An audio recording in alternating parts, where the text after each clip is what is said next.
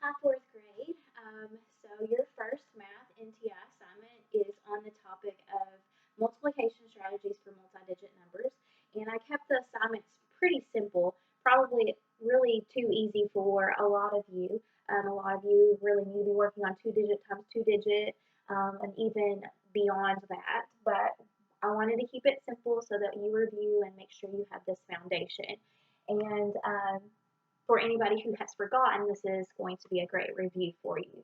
So if this seems too easy, you know you could always make up your own problems and practice for 10 or 20 minutes every day if you wanted to, or just practice 20 minutes for today after you finish your assignment. And by the way, these assignments are not specific days. You can complete them in any order that you want.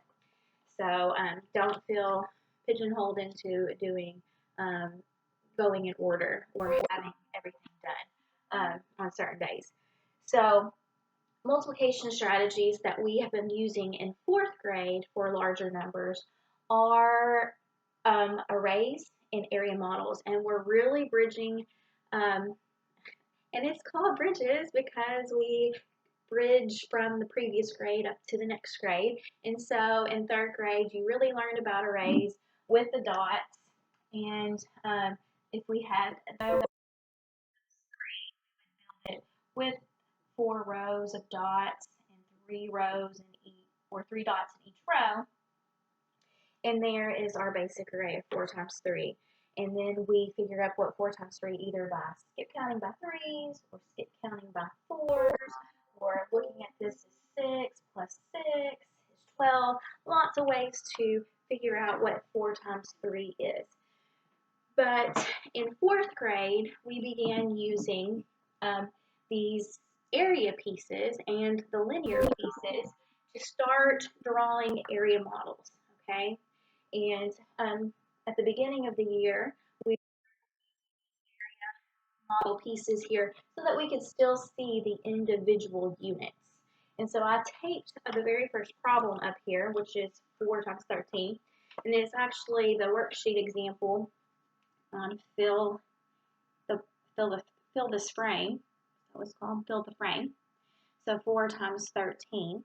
You'll notice in this they do not have the individual squares, but I thought just for review so that you can be reminded that we go from those little bitty cubes one by one into ones that do not have the individual cubes listed anymore.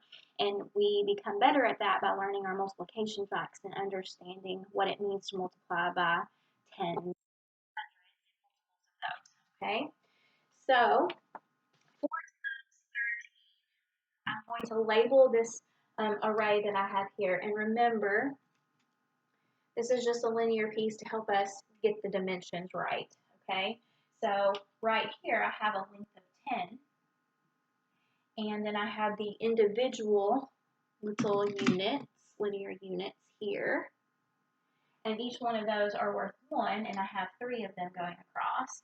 So 10 plus 3 makes that 13 from that 4 times 13. And then I have 4 of these little individual linear units here.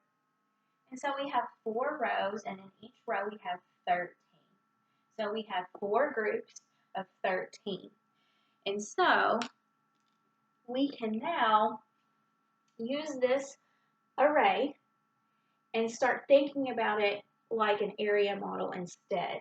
And that's what you see on your paper. You have this model here on your worksheet where it has 4 on the side and it's broken 13 into 10 and 3. But they give you those skeleton pieces. I forgot. They give you the skeleton pieces, like those little blue linear pieces there. So 1, 2, 3, 4. To help you remember that this is an array made of individual units. And we have the 10.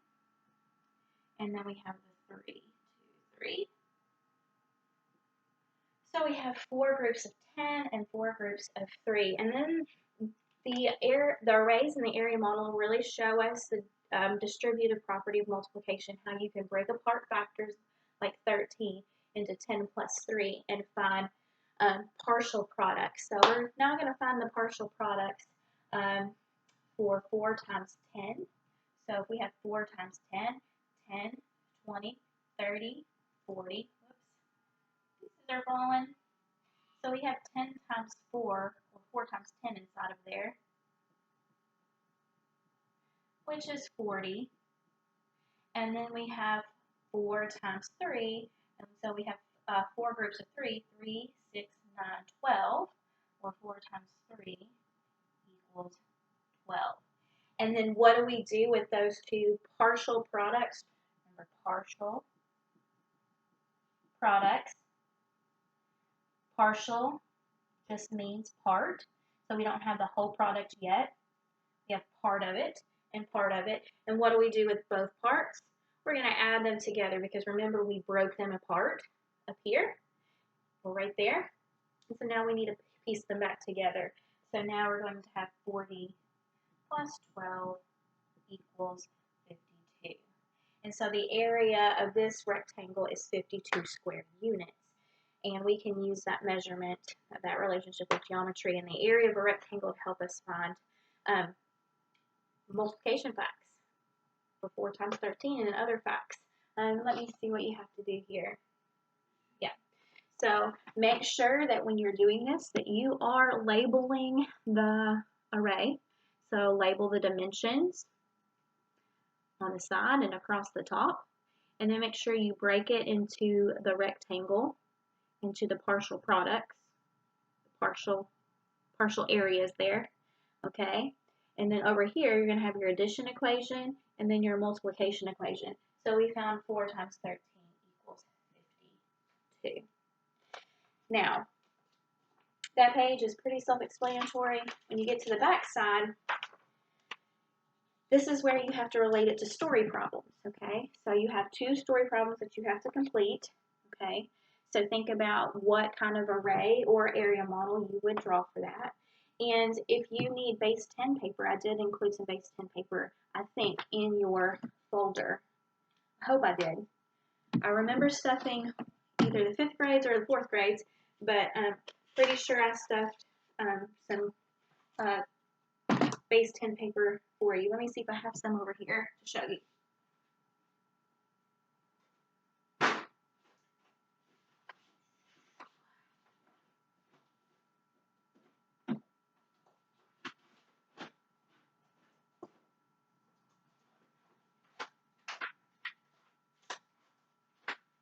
I know I brought base 10 paper home, but where did I put it?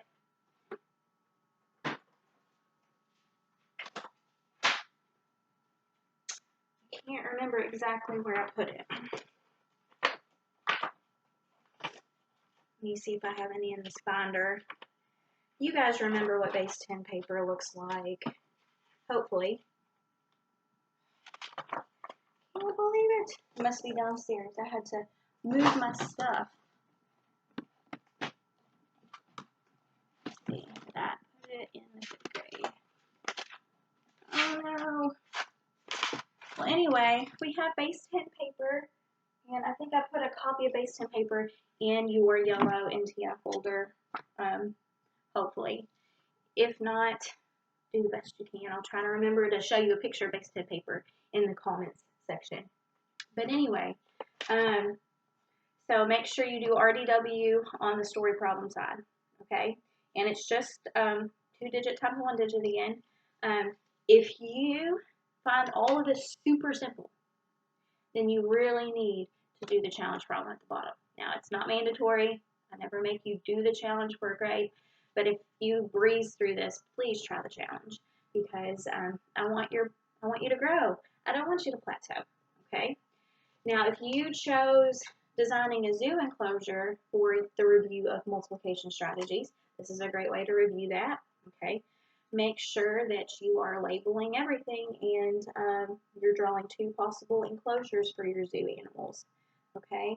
And yeah, so have fun with that. Don't forget you have paper on the back that you can draw with. It's the grid paper if you need it. But anyway, how about we look at one multiplication problem that has 2-digit times 2-digit times 2-digit, just to review that.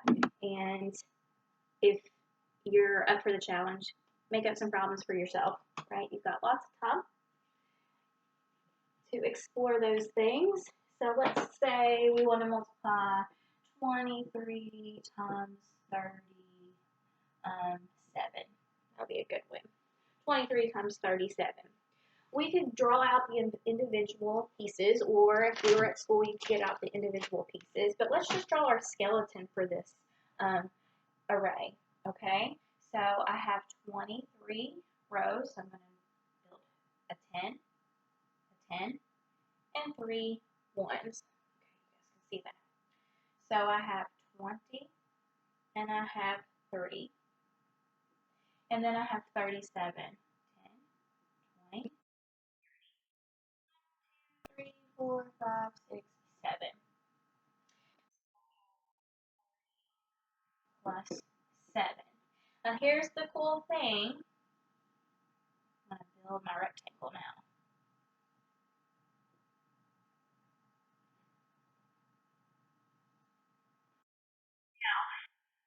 I have 30 plus 7 here, but I have the 20 plus 3 here. So my area model can now be broken into 4 partial product parts. Okay? The beauty of this is if you need to, you can even break it down further. If you just want to deal with tens, you could actually break it down even further and do 10 plus 10 plus 10 plus 7, which is still 37, and you could break this here into 10 plus 10 plus 3, which is still 23, and you can actually find those individual parts, because I bet you are really good at 10 times 10. So 100 goes there, and 10 groups of 10, 100 goes there, and 10 groups of 10, 100 goes there, and 10 groups of 7, 70 goes there, okay? So you could do that, but if you're getting to this point, you're probably seeing that that is really tedious, and you don't need to do that. That's a lot more work than necessary. So let's come back here and just